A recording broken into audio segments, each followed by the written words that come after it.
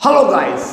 Hockey जब जब hockey खेल की चर्चा की जाएगी या फिर मैं कहूँ बात की जाएगी या फिर हॉकी खेल के इतिहास की बात की जाएगी, एक ही खिलाड़ी का नाम सबकी जबान पर आने वाला, वो कोई और नहीं बल्कि है मेजर ध्यानचंद। मेजर ध्यानचंद जिन्हें हॉकी का जादूगर कहा जाता है, जिन्हें द मैजिशियन ऑफ हॉकी भी कहा जाता है। इनका जन्म 29 अगस्त सन 1905 को इलाहाबाद में हुआ था। हॉकी खेलने की प्रतिभा इनके अंदर कोई जन्मजात नहीं थी, बल्कि ये तो शुरू से रेसलिंग खेलना चाहते थे, रेसलिंग खेल के प्रति बहुत ज्यादा दिलचस्पी रखते थे। लेकिन हॉकी खेल के प्रति कोई जन्मजात प्रतिभा इनके अंदर नहीं थी। मैं ये कहूंगा कि जो हॉकी के खेल में इन्होंने प्रतिष्ठा हासिल की, वो इन्होंने दृढ़ संकल्प, कठिन परिश्रम और निरंतर अभ्यास करके हासिल की। इतना अभ्यास करते थे, इतनी प्रैक्टिस करते थे, इस तरह इन्होंने अपने ब्रेन को इस तरीके से अपने माइंड को ट्रेन कर लिया था। बिल्कुल हॉकी को अभ्यास कर करके इस तरह अभ्यास करते थे कि स्टिक से गेंद बिल्कुल चिपकी रहती थी, निकलती नहीं थी। इसलिए इन्हें हॉकी का जादूगर कहा जाता है। 16 वर्ष की आयु में सन 1922 में ध्यानचंद दिल्ली के प्रथम ब्राह्मण रेजिमेंट के अंदर एक साधारण सिपाही के रूप में इनकी भर्ती हो गई। उस वक्त तक भी हॉकी के प्रति इनके अंदर कोई दिलचस्पी नहीं थी, बल्कि उस रेजिमेंट के सूबेदार मेजर तिवारी के अंडर इन्होंने हॉकी खेलना शुरू किया, क्योंकि मेजर तिवारी खुद हॉकी प्रेमी थे। उनके गाइडेंस में ही मेजर ध्यानचंद ने हॉकी खेलना शुरू किया और देखते ही देखते ये हॉकी के महानतम प्लेयर बन गए। बहुत ही कम लोग इनका असली नाम जानते हैं। इनका असली नाम है ध्यान सिंह। पर इनका नाम ध्यानचंद कैसे पड़ा? इनका नाम ध्यानचंद इनके साथियों, इनके कलीग्स ने दिया।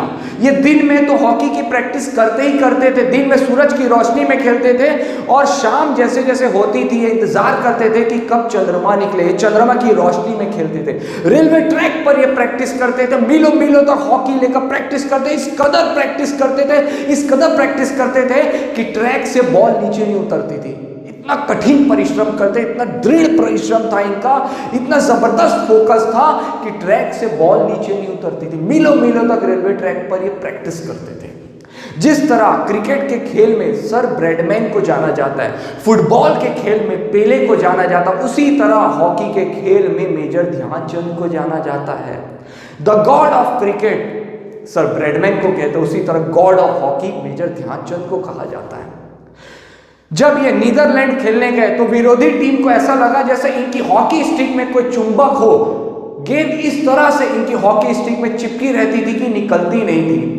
लोगों ने कहा, वहां पर विरोधी टीम के लोगों ने कहा कि भाई इनकी हॉकी को तोड़ो, इनकी हॉकी को तोड़ो, इनकी हॉकी को तोड़ा गया। इनकी हॉकी को तोड़ के देखा गया कि कोई मैग्नेट तो नहीं, कोई चुंबक तो नहीं, लेकिन कुछ नहीं निकला, क्योंकि असली कला, असली जादू तो मेजर ध्यानचंद की कलाइयों में था। स्टिक में कोई जादू नहीं था, ग्राउंड में कोई जादू नहीं था, बॉल में कोई जादू नहीं था, दर्शकों में कोई जादू नहीं था। असली जादू तो मेजर ध्यानचंद की कलाइयों में था।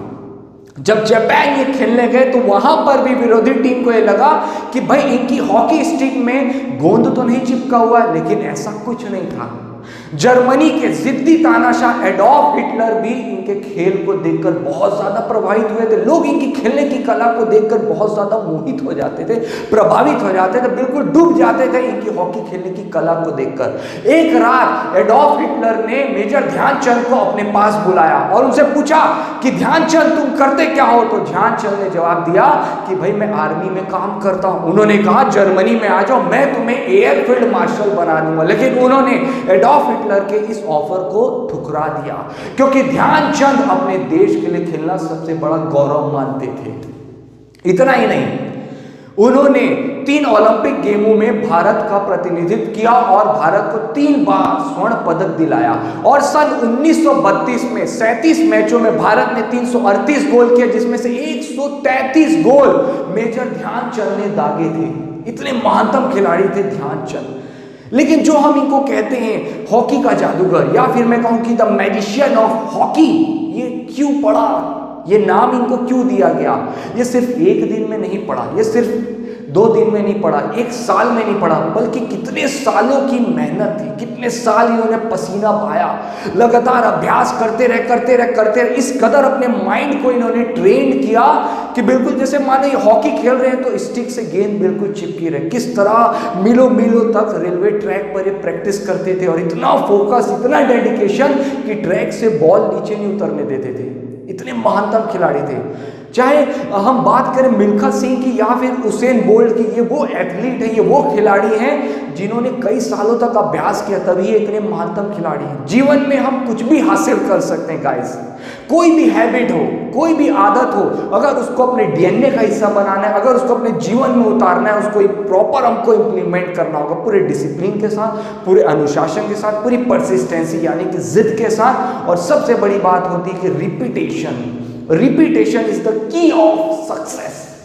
सक्सेस की सबसे बड़ी चाबी कोई है तो वो है रिपीटेशन और प्रैक्टिस, कि निरंतर आप चीजों को कितना अभ्यास कर रहे हैं। आपके अंदर स्किल्स पहले से कितनी है ये मायने नहीं रखती, मायने ये रखता है कि आप निरंतर अभ्यास करके उन स्किल्स को कितना पॉलिश कर रहे हैं। अगर आपको ध्यानचंद की स्टोरी, मेजर ध्यानचंद की स्टोरी ने आपको प्रेरित किया है, आपको मोटिवेट किया है, तो इस वीडियो को बार बार देखते रहें। ज्यादा से ज्यादा इस वीडियो को आप शेयर करिएगा, लाइक जरूर करिएगा और चैनल को सब्सक्राइब जरूर करिएगा।